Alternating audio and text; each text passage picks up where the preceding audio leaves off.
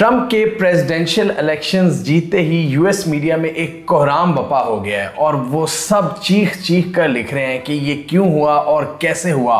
और कई एनालिस्ट तो अब ये लिखना शुरू हो गए हैं कि हमारे एनालिसिस किसी ने नहीं सुने, ट्रंप के बारे में क्यों नहीं सुने, लोगों ने हमारे तज्जियों को क्यों नहीं सुना कि ट्रंप लायर था, ट्रंप 2 नंबर इंसान था, ट्रंप उस तरह था, ट्रंप फलाना था, ट्रंप टमकाना था। Harris's supporters and members of the liberal media, they're apparently shattered and in disbelief over Trump's win. अब ये बातें आपको क्लियरली वेस्टर्न मीडिया पर नजर आ रही हैं और वहां पर एक कैथारसिस शुरू हो रहा है और वो हमें नजर आ रहा है बड़ा इंटरेस्टिंग और उनको कुछ समझ नहीं लग रही और वो अब अपने आप से सवाल कर रहे हैं कि क्या हमारी वैल्यू खत्म हो गई है। आज की इस वीडियो में हम देखेंगे कि वेस्टर्न मीडिया पर क्या लिखा जा रहा है लेगेसी मीडिया की इंपॉर्टेंस के हवाले से और उसका फ्यूचर, और हम साथ ये भी एनालाइज करेंगे कि ट्रंप वाकई इनकी शदीद बैशिंग के बावजूद क्यों नहीं हारे। ट्रंप को जितवाने में सबसे बड़ा किरदार किस चीज का था, आज हम वो देखेंगे। तो इससे हटके अगर आप ट्विटर पर चले जाए ना, तो ट्विटर के जो मालिक हैं इस वक्त इलॉन मस्क, वो बड़ा एंजॉय कर रहे हैं, वो मज़े कर रहे हैं। उन्होंने पूरी प्रेसिडेंशियल कैंपेन में भी ट्रंप का साथ दिया और वो अब फैमिली बनकर ट्रंप के साथ टाइम स्पेंड कर रहे हैं और वो इस विक्ट्री को बहुत ज़्यादा एंजॉय कर रहे हैं। और वो भी अपनी तरफ से मेन स्ट्रीम मीडिया को एक्सपोज करने लगे हुए हैं और धड़ाधड़ बैशिंग जारी है उनकी तरफ से मेन स्ट्रीम मीडिया की। इलॉन मस्क और यहाँ पर दूसरे जो डिजिटल मीडिया के एक्सपर्ट्स हैं, उनका ये कहना है कि ट्रंप ने जिस खूबसूरती से सोशल मीडिया का इस्तेमाल किया है उसने बहुत ज़्यादा मदद की है ट्रंप को जितवाने में। अब मैं ये खुद नोट कर रहा था और मैं आप लोगों से शेयर करना चाहता था कि जब आप टिकटॉक खोलते थे पाकिस्तान के अंदर बैठे हुए, तो आपको ट्रंप की मोटिवेशनल वीडियो सामने आ रही होती थी। ये बहुत ही हैरत अंगेज बात थी। On November 5th, we will save our economy. We will rescue our middle class. We will reclaim our sovereignty and restore our borders. And we will always put America first. Arizona, thank you very much. And God bless you all. Thank you. Facebook ने तो अपनी policies बड़ी strict की हुई थी, उसने तो ज़्यादा पॉलिटिकल कंटेंट को नशर नहीं किया, उसको स्नब किया है। लेकिन टिकटॉक और एक्स यानी ट्विटर पर बहुत ज़्यादा प्रो ट्रम्प कंटेंट हमने देखा। और इलॉन मस्क का ये कहना है कि हम तो फ्री स्पीच के सबसे बड़े हामी हैं, हम दोनों साइड्स दिखाते रहेंगे, दोनों साइड्स का पॉइंट ऑफ व्यू। हम लेगेसी मीडिया की तरह एक ही पॉइंट ऑफ व्यू को नहीं दिखाएंगे। अब इसमें तो कोई शक की बात नहीं है कि लेगेसी मीडिया, जिसको पाकिस्तान में हम मेन स्ट्रीम मीडिया कहते हैं, उन्होंने ट्रंप के साथ क्या सलूक किया। ये मैंने आपको भी 1-2 वीडियोस में बताया था कि उन्होंने कॉन्स्टेंटली ट्रंप को विलन बनाने की कोशिश की। ट्रंप की इकोनॉमिक पॉलिसीज गलत है, ट्रंप का वो वाला स्टैंस गलत है, ट्रंप की इमिग्रेशन पॉलिसी गलत है, ट्रंप की बाकी जिंदगी से related her point of view उसका गलत है। वो पराया इंसान है, वो रोग इंसान है, वो एक गोलगप्पाड़ा है, रंगबाज है। इस तरह का इमेज पेश किया उन्होंने ट्रंप का और लोगों को ये बताने की कोशिश की कि ये जमहूरियत का सबसे बड़ा दुश्मन है, ये एक नॉन सीरियस बंदा है, लिहाजा ये क्या इकोनॉमिक पॉलिसीज बनाएगा, इसको तो कुछ पता ही नहीं है इकोनॉमी का। जबकि दूसरी तरफ हमने देखा कि एक जानिब से मेन स्ट्रीम मीडिया की तरफ से बैशिंग हो रही है। ट्रंप साहब ने क्या स्ट्रेटजी अपनाई, उसने सोशल मीडिया पर अपेयर होना शुरू कर दिया और उन्होंने जो बड़े बड़े पॉडकास्टर्स हैं उनको इंटरव्यूज देना शुरू कर दिया। ये जो रोगन का जो पॉडकास्ट है वो सबसे बड़ी एग्जांपल है। जो रोगन, वैल्यूटेनमेंट और भी 2-3 बड़े जो पॉडकास्टर्स हैं, ट्रंप उनके पास गए। और इलॉन मस्क का ये कहना है कि ट्रंप 3-3 घंटे बोल सकता है लेकिन कैमला हैरिस नहीं बोल सकती। इलॉन मस्क का कहना था कि इनका आधे घंटे बाद ही हवा निकल जाएगी और इन्होंने इनकी जो डिस्कशन है बिल्कुल यूजलेस हो जाएगी, वो रेटरिक दोहराते रहेंगे, जबकि ट्रंप ने जेन्युइन डिस्कशन की 3 घंटे। I think it made a big difference that President Trump and soon to be Vice President Vance went on lengthy podcasts. Yes. I think this really makes a difference because people look at like Joe Rogan's podcast, which is great, and Lex Friedman's and the All In podcast. Yeah. And to a reasonable minded smart person who's not like hardcore one way or the other, they just listen to someone talk for a few hours and they that's how they decide whether you're a good person, whether they like you. And this is why I actually posted on X the nothing would do more damage to Kamala's campaign than going on Joe Rogan because she'd run out of non sequiturs after about 45 minutes. Yeah, you can't hide in 3 hours. Yeah, hour 2 and 3 would be a complete melted puddle of nonsense.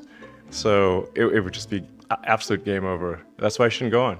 But on the hand, Trump he's there and there's no talking points. He's just being a normal person. He's having a conversation on and doing 3 hours of Rogan. No. तो आप देखें digital पे चाहे long format content हो या short videos हो, हर जगह पर ट्रम्प छाए हुए थे और ट्रम्प और उनकी टीम ने खुद इस कंटेंट को पुश किया। और इसके अलावा जो मैसेज की सपोर्ट थी, जब आपके पास मैसेज की सपोर्ट हो तो आपकी मार्केटिंग बड़ी आसान हो जाती है, ऑर्गेनिकली आपको सपोर्ट मिलती है लोगों की जानिब से। लोग उनकी even fake AI videos generate करके टिकटॉक पर डाल रहे थे, चाहे लॉन्ग फॉर्मेट पॉडकास्ट हो, चाहे शॉर्ट्स हो, रील्स हो, टिकटॉक्स हो, हर जगह पर ट्रम्प छाए हुए थे और ये मैंने खुद देखा है। यानी सोशल मीडिया ने एक बहुत बड़ा किरदार अदा किया और सोशल मीडिया में न्यूज़ का जो टॉप प्लेटफॉर्म है एक्स, उसके जो मालिक हैं इलॉन मस्क, वो ट्रम्प के थ्रू आउट साथ रहे और इस चीज़ ने भी इनको बहुत ज़्यादा सपोर्ट दी।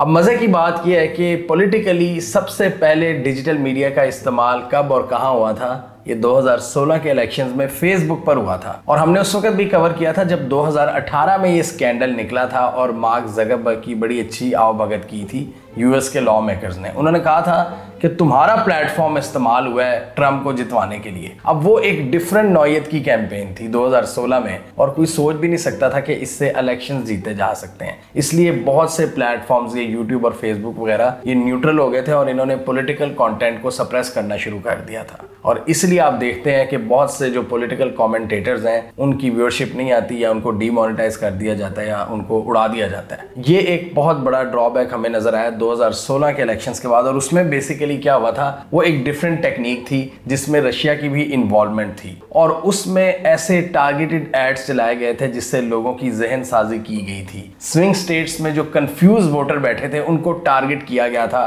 और उनको कहा था कि हिलरी बहुत बुरी इंसान है और हिलरी क्लिंटन के खिलाफ बड़े ही खौफनाक किस्म के एड्स चलाए।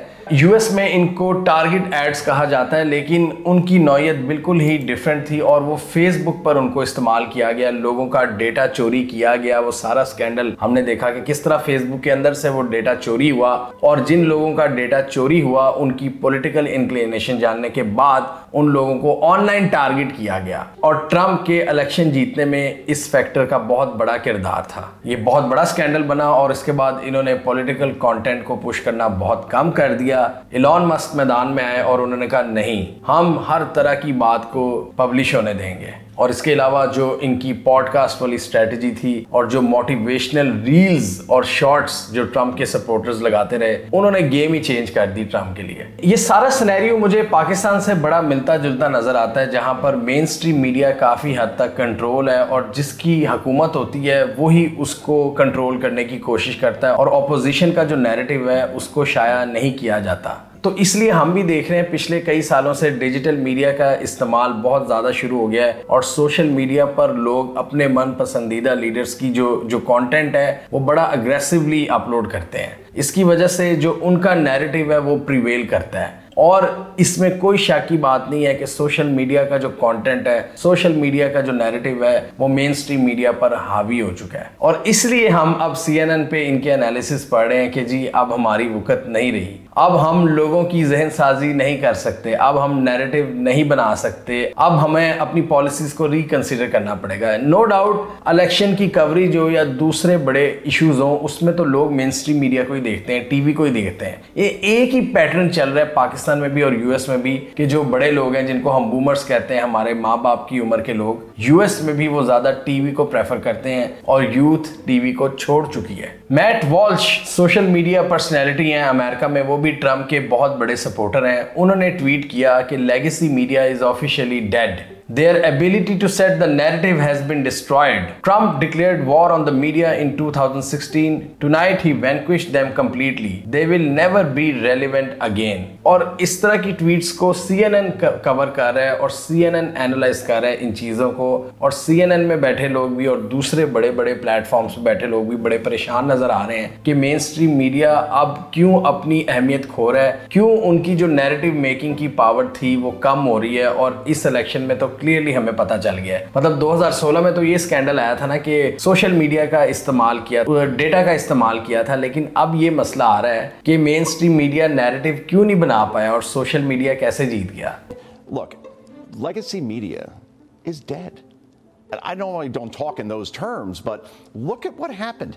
You saw Donald Trump go on places like Joe Rogan's podcast, and that interview that went on for 3 hours has been viewed more than 90 million times, right? And Kamala Harris refused to go on a place like that. She'll go to CNN or MSNBC and do a softball interview, and apparently that didn't help her very much. So this reaction we're going to see now for the next 4 years, but no one's listening anymore. You call a guy a fascist, Hitler, garbage for the last 9, 10 years, and after a while, like you read to your kids, The Boy Who Cried Wolf, people stop listening.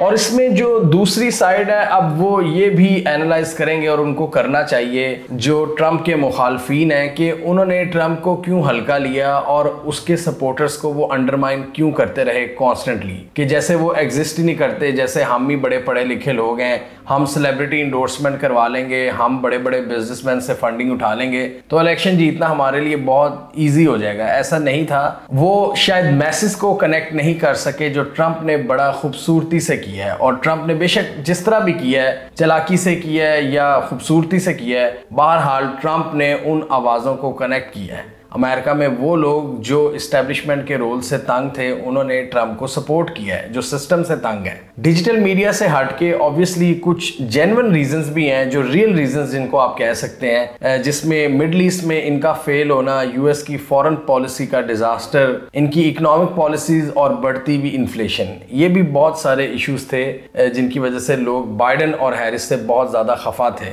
और इसके अलावा immigration और border control के जो मसाइल हैं उस पर भी बहुत ज़्यादा लोग ट्रम्प को सपोर्ट करते हैं। आप देखें ना, ट्रम्प ने जिस तरह मेजॉरिटी हासिल की है सेनेट में, हाउस में, प्रेसिडेंसी, हर जगह पर इनकी अब मेजॉरिटी आ जाएगी। मैं CNN में पढ़ रहा था कि इनके एनालिस्ट अब लिख रहे थे कि हमें अब दूसरी साइड को भी सुनना होगा, हम इनको बिल्कुल इग्नोर करते रहे और ये गलती हमारे सामने आ गई। पाकिस्तान में भी यही मसला है कि मेजॉरिटी की जो ख्वाहिशात हैं, एक छोटा सा तबका है, एक एलीट तबका है जो उनकी ख्वाहिशात का एहतराम नहीं करता। वो कहते हैं ये तो वैसे ही लगे हुए हैं, उनको डिफरेंट किस्म के अलकाबात दिए जाते हैं, उनको गालियां दी जाती हैं और उल्टा उन पर इल्ज़ाम लगाया जाता है कि ये हमें हरास कर रहे हैं, जबकि उनको हर तरह से गैस लाइट किया जाता है कि तुम्हें तो कुछ नहीं पता, तुम जाहिल हो, तुम्हारी तो ओपिनियन मैटर ही नहीं करती। तो अब देखें, जिनकी ओपिनियन मैटर नहीं करती थी उन्होंने दुनिया के सबसे ताकतवर मुल्क का सबसे ताकतवर शख्स उसको सदर बना दिया है।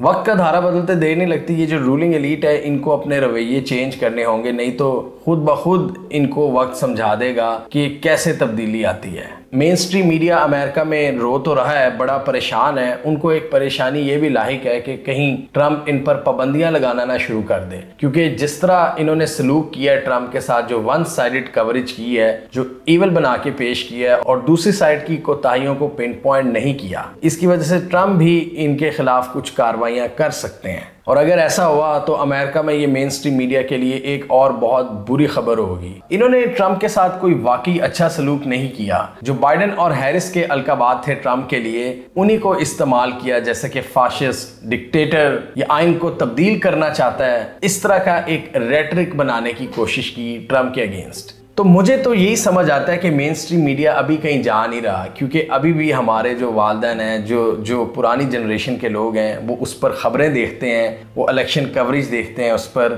वो और दूसरी जो आपकी ट्रेडिशनल न्यूज़ है, जो न्यूज़ का पुराना तरीक़ाकार है, टॉक शोज़ हैं, वो पसंद करते हैं। जबकि मिलेनियल्स और जेन ज़ी ज़्यादा ऑनलाइन एक्टिव हैं, डिजिटली वो प्लेटफॉर्म्स को इस्तेमाल करते हैं लोगों से कनेक्ट करने के लिए, ख़बरें हासिल करने के लिए, या एनालिसिस देखने के लिए, या फिर रील्स और शॉर्ट्स देखने के लिए, और इवन पॉडकास्ट देखने के लिए, हमारी वीडियोस देखने के लिए।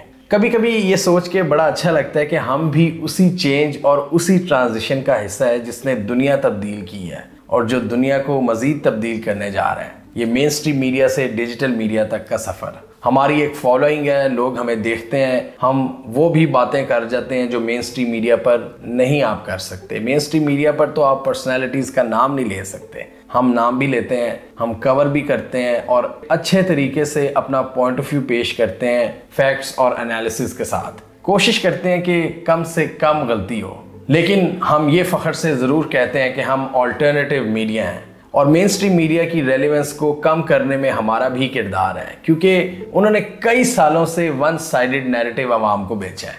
लोग अब एनालाइज करते हैं और अब लोग बिग मीडिया के प्रोपेगेंडा में नहीं आते, लोग न्यू मीडिया को सुनते हैं। हमें कमेंट सेक्शन में बताइए आपके ख्याल में ट्रंप के जीतने में न्यू मीडिया का कितना किरदार था, ये सोशल मीडिया, रील्स, पॉडकास्ट और डिजिटल मीडिया पर प्रेजेंस। आपके ख्याल में लोगों ने ज्यादा इश्यूज की बेस पर ट्रंप को वोट दिया है या लोगों की जहन साजी ज्यादा डिजिटल और सोशल मीडिया के जरिए हुई है?